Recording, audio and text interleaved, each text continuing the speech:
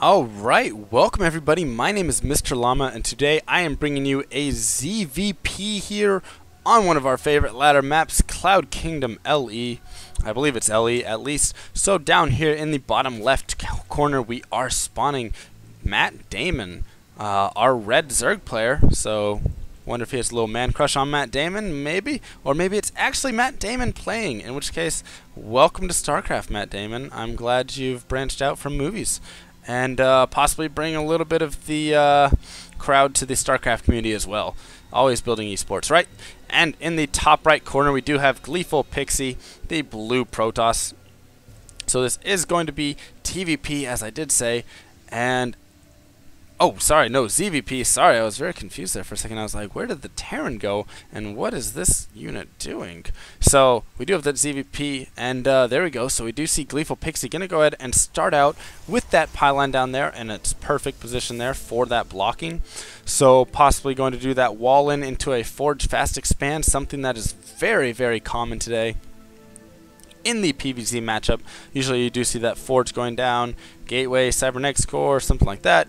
Another pylon in there maybe, and cannons behind it, and then you can get that fast Nexus. So what we will have to watch for though is if he does throw down that Nexus first or that Forge first, as that is a very big difference. If he throws that Forge down first, he can go for some sort of pylon into cannons right there, or maybe a triple pylon. I'm not sure if you can actually get that off on this map, but you could wall in a cannon right there, or just simply drop a cannon down at the natural back here behind these minerals, something like that if you wanted. If he does go for that Nexus first, he would be at risk to something like an 8 pool or a 10 pool Lings getting in there, but it looks like our Zerg player is doing a 15 pool opening without gas, anything like that. So has he scouted his opponent yet? No, he has not, but I guess you would assume your opponent is going for that Forge Fast Expand, and yes, we do see the Nexus first from GleefulPiXie, so that means he is going to get that econ pumping a little bit faster than usual, and there's that Forge. So always the typical order right there to throw down that Forge after that Nexus, if you are going for that Nexus first, as you do want to get those gateways or those cannons up as soon as you can, in case there is some sort of Ling pressure on the way. So it looks like MattDamon going to go ahead and snipe off that probe, and you know what? That is always a smart thing to do. So if you're a Zerg player, Terran player, Protoss player, any sort of race player right there, go ahead and pick off that unit if you do see it coming through, as if you can kill that probe right there, it denies so much scouting information, especially in that ZVP matchup. Getting that scout off is just huge. So there was no pylon block, but it looks like MattDamon did throw down a hatch over here at his third anyways. So I don't think our Protoss player didn't see it, so maybe trying to fool his opponent into thinking he's doing some sort of one base all-in play, something like that. I'm not exactly sure. So in the meantime, the Lings are going to be coming across the map though, and I'm not sure GleefulPiXie is going to have this wall up in time. He does have that cannon, and I guess there are only 4 Lings, so a cannon will be able to take out those 4 Lings. And there we go. He's going to go ahead and throw up a Cybernetics Core and make it difficult for his opponent to get in anyways. And MattDamon going to go ahead and lose a couple of Lings there. But he does see that the Cybernetics Core was up, I believe. Yes, he does. So he sees that Cybernetics Core. He sees the cannon. And I'm sure yes, he does, because he has that Overlord over here. He does see that his opponent is mining from this expansion right here, and does have it up already. So as a Zerg player, you always want to kind of throw an Overlord somewhere in this region, as your Protoss player cannot see it when it is up there, actually. So in the meantime, MattDamon taking it as natural, but it's going to be his third base actually, because he's already got this third base up and running. So doing that quick 3 base right there, and we'll have to see what our Protoss player GleefulPiXie does exactly to counter that. Is he going to go for some sort of 2 base timing push, or is he going to try and take a fast third here, which is a little bit difficult to defend, as it is extremely far away from your natural. So difficult to defend not only for that Protoss player, but for the Zerg players too. So if you do see some sort of timing push coming across here, there is a pretty narrow choke, makes it very difficult for a Zerg player to defend there. So as well as a narrow choke right here, so you usually have to get some sort of around, send units around this way, whatever. So there you go, we do have a Zealot coming in, gonna go ahead and just scout out what exactly is going on, and pick off a couple Lings as well, it looks like, and he's just gonna go ahead and go after this Ling at this tower right here. Maybe. No, he's going to go around and scout for this third right here. So he is going to go ahead and see that the third is up and running. I wonder if he believes that the third went down later or not, as there are a lot of drones at this third.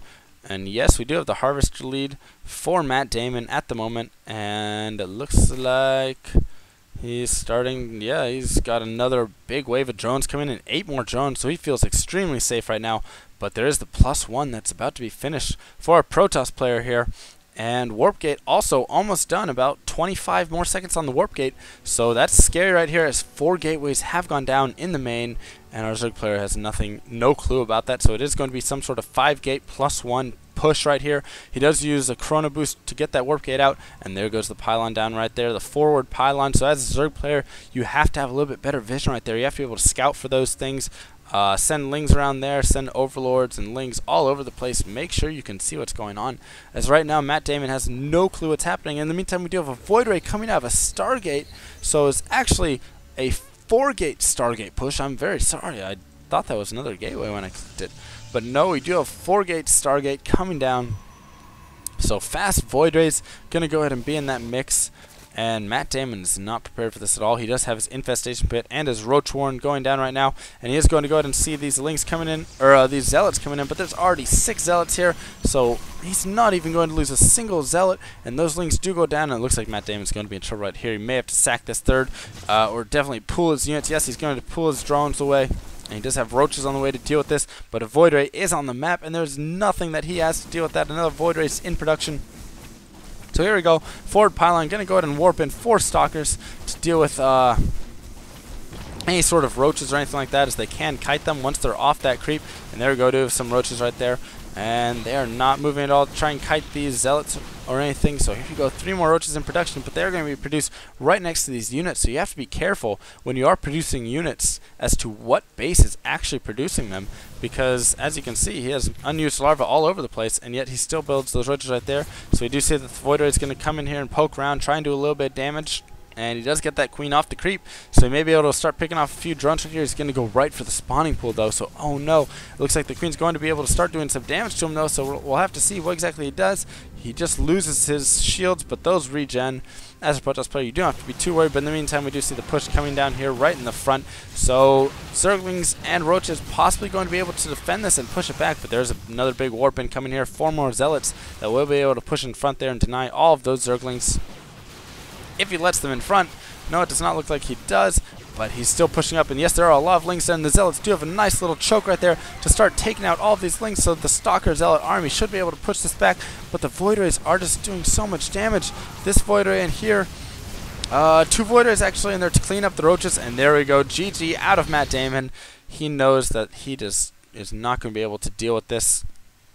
So he defended that ground push actually pretty well, but the Void Rays are just what got in there and did so much damage. He wasn't able to really take out any tech structures, but he just slowly picked away at all those roaches, able to start sniping queens with them, and GG from MattDamon. So well won there for our Protoss player GleefulPiXie. Nice little 2-base push there with the Stargate and the +1, so the Zealots do take out the Lings with 2 hits instead of 3 shots. And the Stalkers, of course, doing a little bit extra damage as well to those units. So GG, well played, Mr. Llama out.